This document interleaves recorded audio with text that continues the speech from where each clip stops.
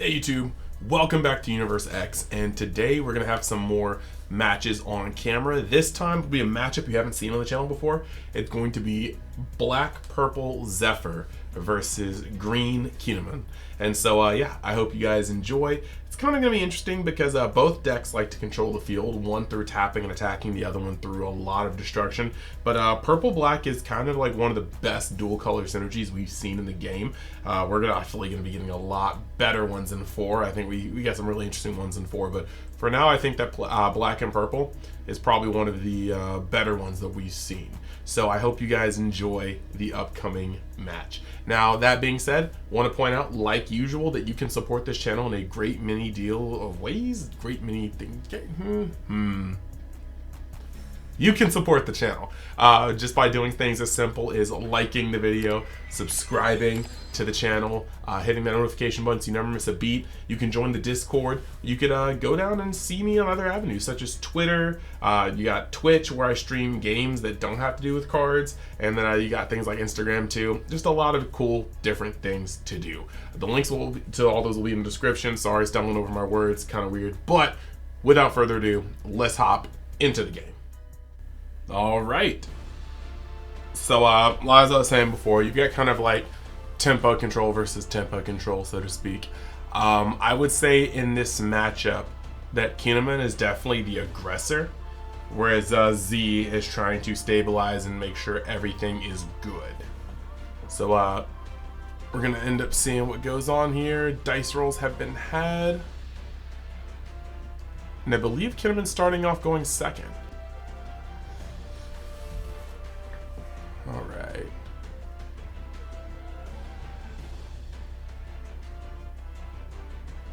So life is set up.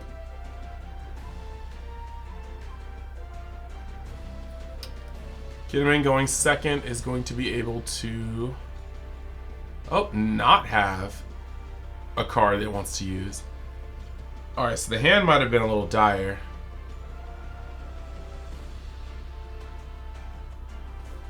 Picking up.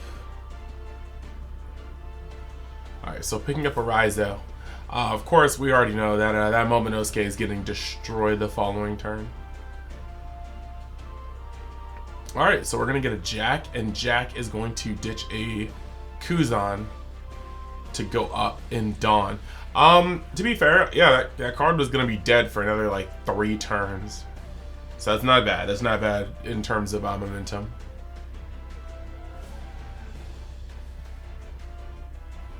But Momonosuke's out of the game, and now we got to see how the Kinemon player is going to react. That's a very, very, very savage opening move because it lets us know exactly where his hand is at. So now he's going to try to put the cards down. I think he hesitated for a moment because of Z's effect, but using Z's effect this early in the game would be like a death sentence for the Z player. So we're getting a block off of leader, bringing out Raizo.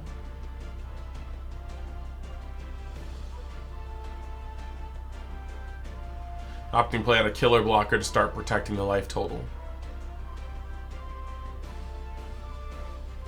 I think in this game, against Z, you kind of want to play out your blockers alongside your threats, because like if you play one priority a turn, if you put out one like prio targeted turn, Z can very easily get rid of that per turn. One good card destroy per turn is not a lot to Z.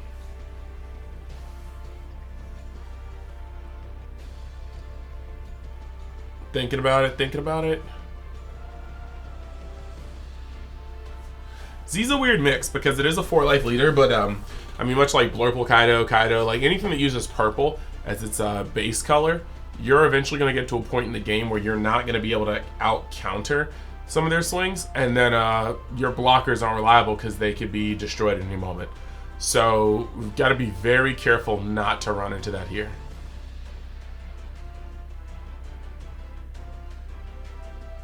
Alright, dropping a killer out of hand. And then the follow-up queen. This is devastating. Alright, so he ditched another Kuzan.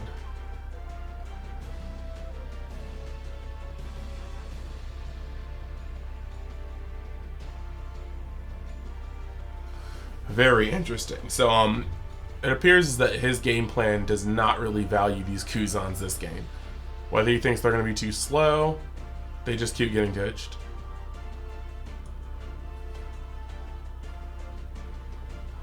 Alright, the Kinemon player is going for the advantage play, being able to look at his top 5, grab something. I think there was a scratch and a poo at the very minimum. Alright, we got another Bonnie. And that'll allow Raizo to actually go off. Now the question is whether he's going to dawn it up or not.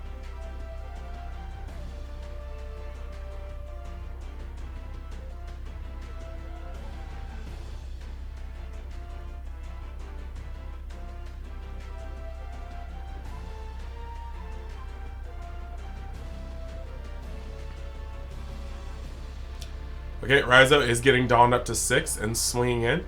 That's going to be too much to handle for Jack, and even if he blocks with Queen, he's going to need to drop some additional counter power on it. Which in turn opens up his Queen to potentially being swung on by Kinemon. So we got to see what happens here. Protecting life is very good, but I feel like he is opening himself up to his hand being chipped out.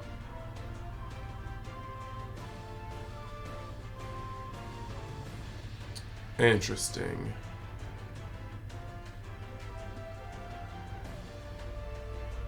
Double beige and opt not to swing on Jack. That is confusing to me.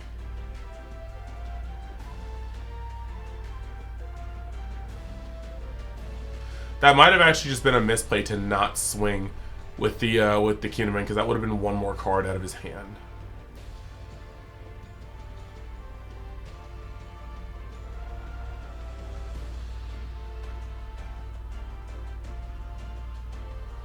Alright, we're getting a follow-up with King.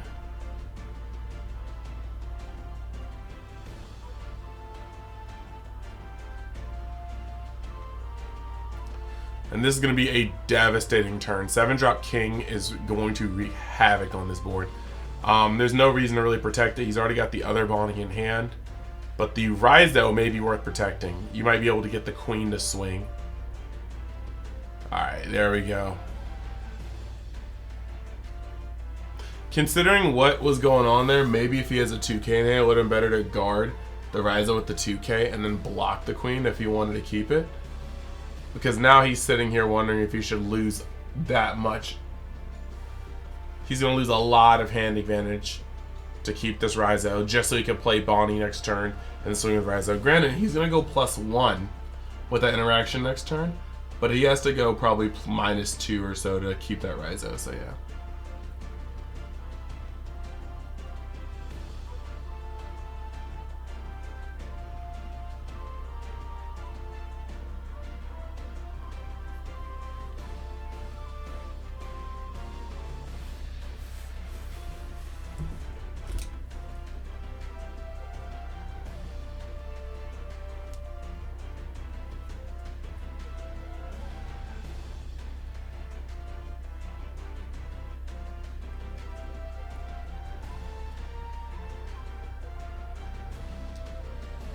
Alright.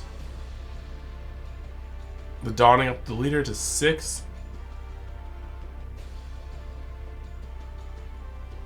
On Jack. Kind of thought that was going to happen a little bit ago.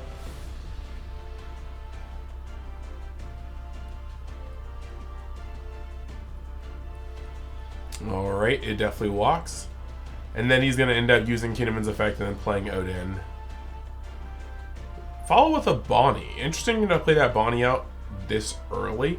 Because it's really, yeah, I was going to say, it's really not a... Okay, he almost miscounted Dawn. Okay, that's fine. Yeah, that makes sense.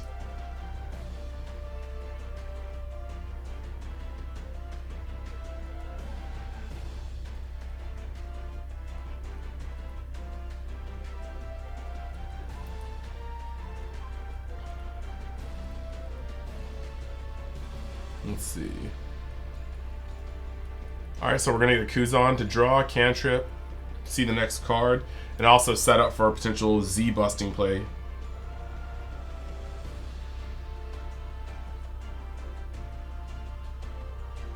and then actually passing after swinging enough times. That's cool. So King ends up doing the damage, Queen ends up getting blocked, and then we're going to see him attempt to come back. But this is where it kind of gets a little rough. There's King is a big body, Zephyr is going to be getting huge soon, and Odin's not even guaranteed to stay on the field if Kuzan gets to swing.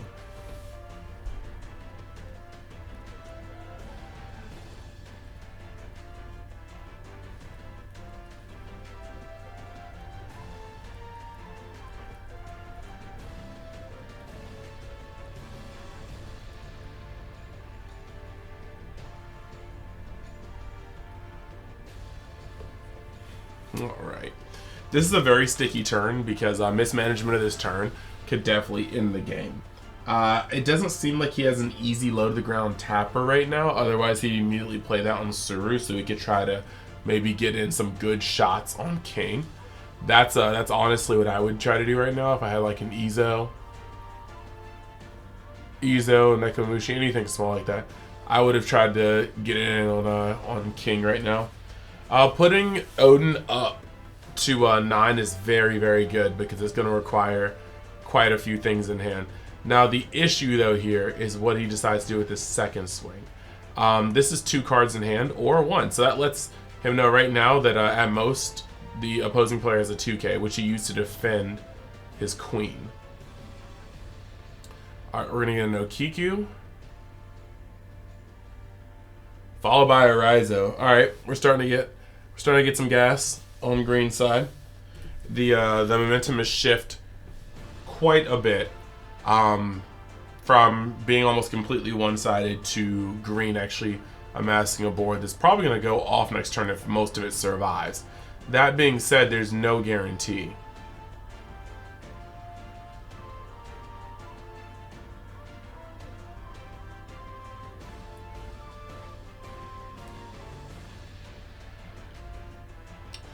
Alright, Okiji swinging on Odin.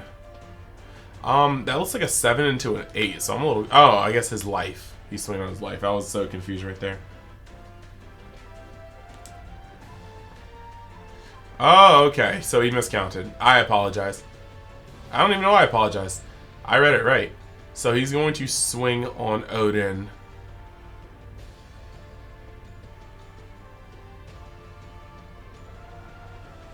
Okay, Odin dies.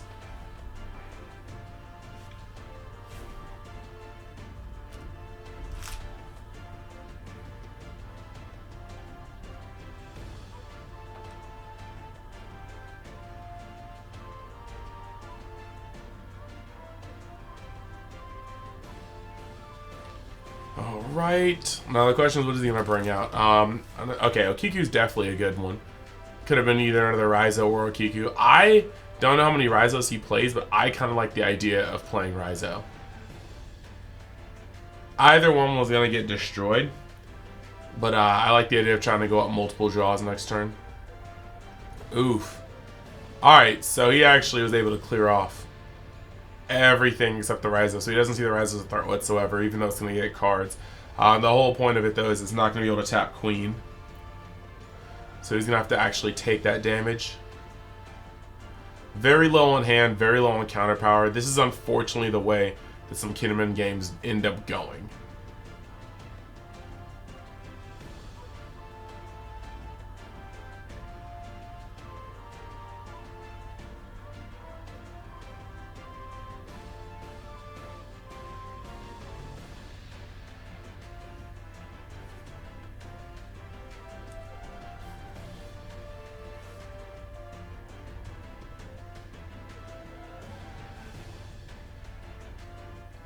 I think that King was a very, very, very, very powerful bomb in this matchup. Alright, we got another Okiku. That is 3 of them.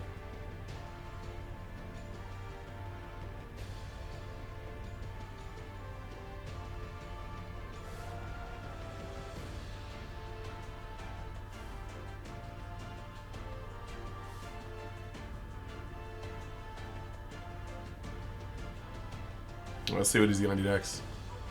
3 Dawn under to swing at Aokiji. He really just wants to mitigate this board and attempt to regain control, especially with a weak hand as it seems that he has.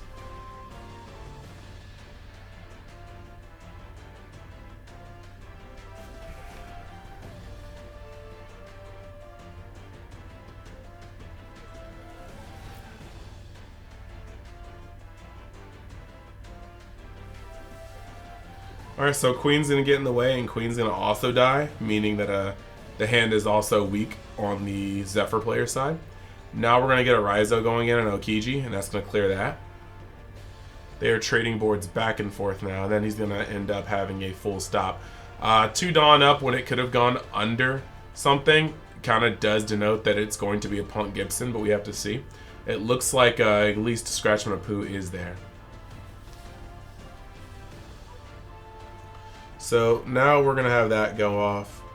We got 7K into 4K. No Punk Gibson shown here. Okay. Then another Kuzan.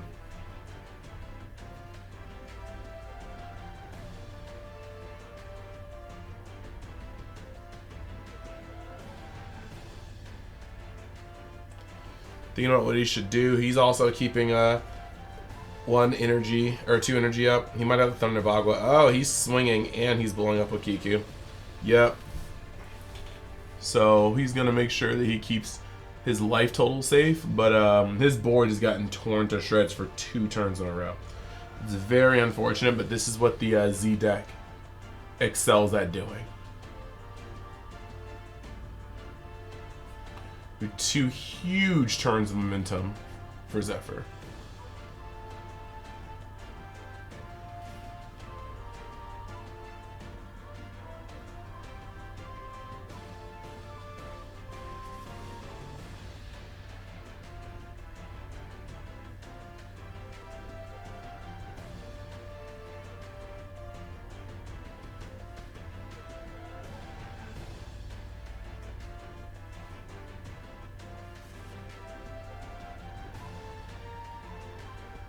Alright, with 2 life left, it seems like he's going to try to see if he can get rid of King, since King is just such a huge component to Zephyr's offense right now. Gets blocked by a 2K, though.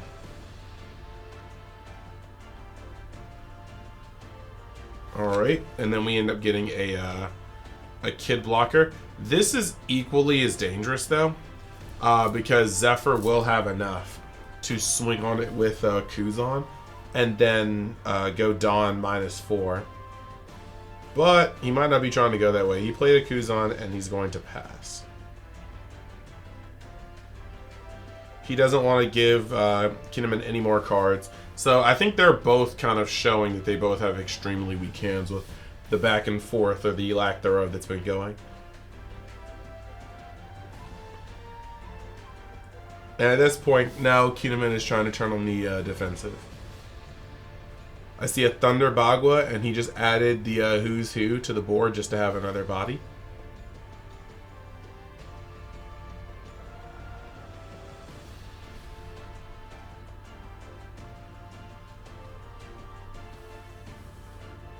Alright. Played another Kid. I think this one actually is in danger of being blown up, though.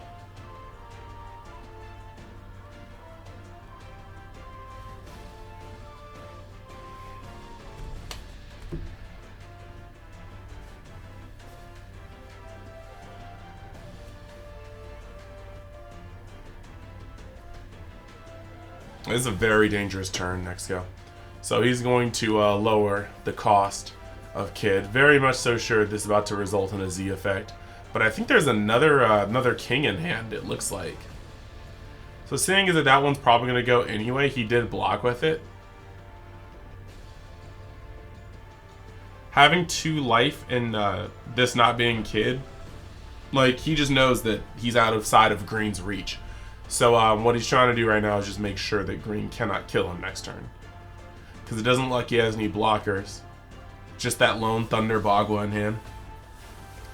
So here, oh, very, very good. Punk Gibson to deflect the shot and put Kuzan down. So Now Z can still actually blow up the kid that was reduced, but it's going to cost most of his turn.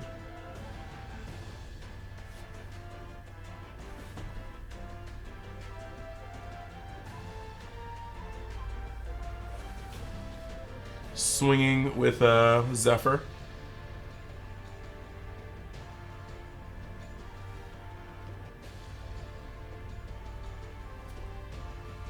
All right, going up.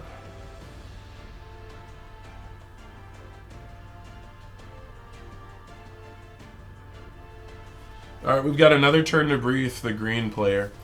This is about to be very, very, very strong. Thunder Bagua, though, is a very powerful card, and it is going to put in work here.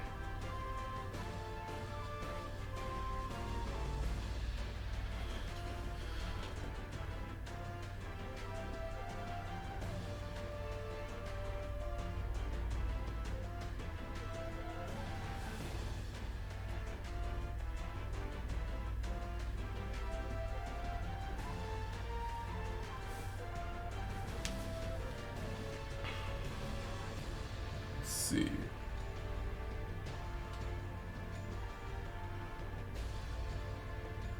All right, 8 in at Kuzan this time. Not a lot of counter power in the hand, but let's see what Zephyr decides to do. Oh, I see a Hell's Judgment. Those might be 2 Hell's Judgment. This is about to be very, very bad. Oh, and he lets it go. Whatever he's planning on doing next turn, he wants his Dawn for.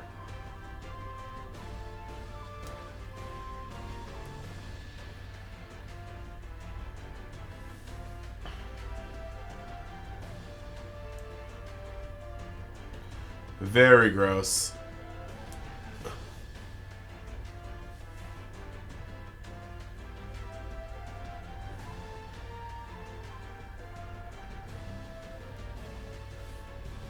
I'm very surprised that that didn't actually happen to protect the Kuzan, to be honest. Like, just put -3 on -3 on kid, and then -3 on the other kid, and then if he tries to swing with the other kid or his leader, he can -3 on that kid and -3 on the leader. And it would have only taken a 1K out of his hand, but he would have kept both Kuzans, which would have been great to double clear next turn. Very, very interesting what's going on here. Turn has been passed back, though, and I'm kind of unsure about some of these, like why he didn't... I mean, that kid effectively is a 5K now, but a 5K could have still did some damage. There are some things I'm confused with.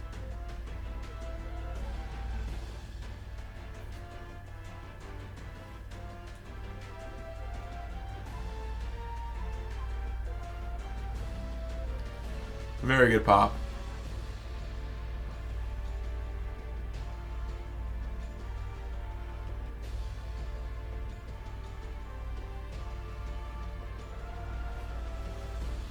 All right, he's actually trying to command field presence.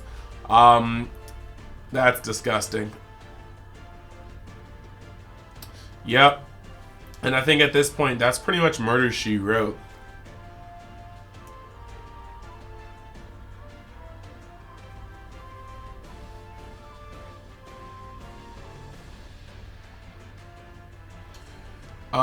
Even with 10 Dawn, he only needs 1 attack to get through, and he's got 1, 2, 3, 4, 5 attacks. He's going up to 3 Dawn. I think this is pretty much almost impossible, because even with, he's got, looks like 4 cards in hand-ish, 4-ish in hand. Playing the Odin makes sense, because it's not like anything else is going to happen with that Odin. But even so, what we have here now is, oh my gosh, I hate this. So, I guess he's going to search for another blocker. But the issue here is that Zephyr is going to blow that up. But I mean, he's got Kid too. He's got to stop 1, 2, 3, 4, 5 attacks. And 2 blockers isn't going to get him there. To be fair, there really isn't a single thing that was going to get him there because of the 2 life. But he's going to try to mitigate the field to bring down the amount of blockers. And instantly gets met with 3 more thousand to stop that. So the offered handshake, and the winner is Zephyr. So let me give you a quick message from Mystic TCG, and then we'll close up the video. So let's talk about Mystic TCG, your one-stop shop for all your TCG needs. On the site, you can buy or pre-order plenty of sealed product for plenty of games. Just make sure though, if you're pre-ordering, to give it 3 to 4 months in advance to start looking, because sometimes the product is indeed hot, supply and demand, you know? And then if you want to buy singles, go on tcgplayer.com. There's going to be a link in the description where you can buy for the best value. And if you want to sell cards or collections, you can message them on their Facebook site so you can get the best bang for your buck on any type of way you want to buy or sell cards. And then while you're at it, you can use the code UNIXTCG at checkout to get even more of a discount. So hey, what are you waiting for? Check out Mystic TCG today. And there you have it. A very, very close game that went back and forth actually a couple times, but in the end, Zephyr was able to pull it out for the dub. So I hope you guys enjoyed that. I am very, very, very excited to put up more gameplay as time goes by. And yeah, just keep an eye out. We got a lot of stuff coming on this week. I think tomorrow we should be putting out the results for the giveaway for the film decks, as well as putting up the video for the giving out of the black deck. So be sure for that. Watch out for that. Just trying to make sure I can fit back into the rhythm of productivity. And yeah, I hope you guys enjoyed the video. Thanks, and I'll see you in the next one. Later.